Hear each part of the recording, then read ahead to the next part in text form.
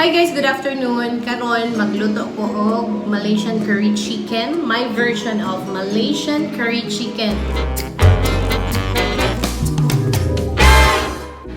Kay wa pa man mi pamahaw, so isa ko na lang akong luto sa akong panahon to. So mo ni siya ang mga ingredients. I marinated the chicken with curry sauce and I added salt.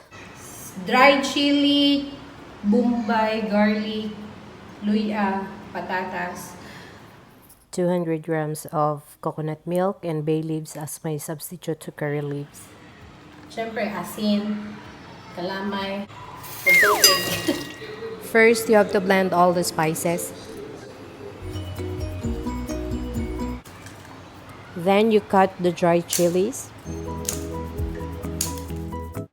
And you add the 25 grams of meat curry powder.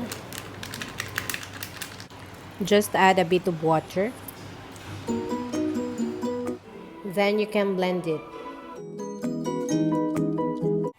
Since the curry paste is ready, you can heat the pan and add oil. Then you can add the curry paste. Fry it for 2 minutes. Add the marinated chicken.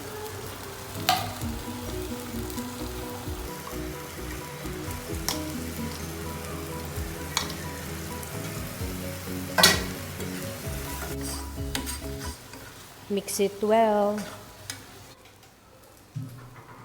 and add water.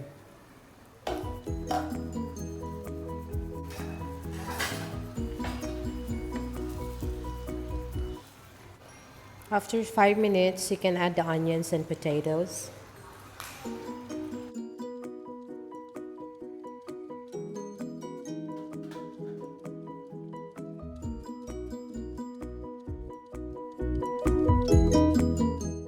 Add the bay leaves.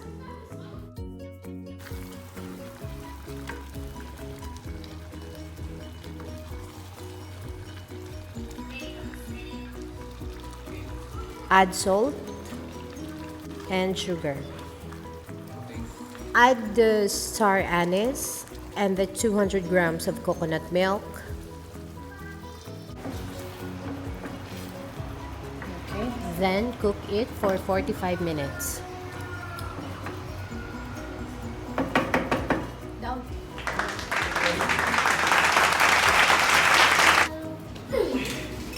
Let's taste it.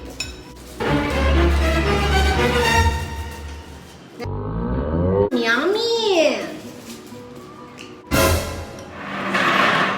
Di man mapait si niya, kay halang kayo.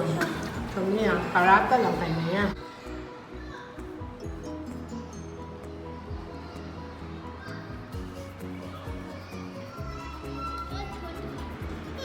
Delicious. That's delicious. Yeah. That's delicious. Mami kayo, mga pangiyod just kaya may. Ito sa first time, di ba? First time na to.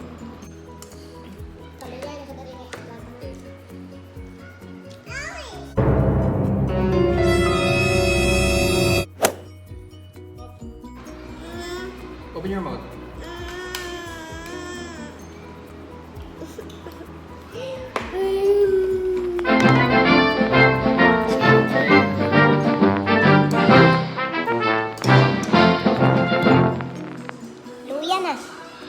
Luya ng bitin. Kaon. Karon, natulog sa ako.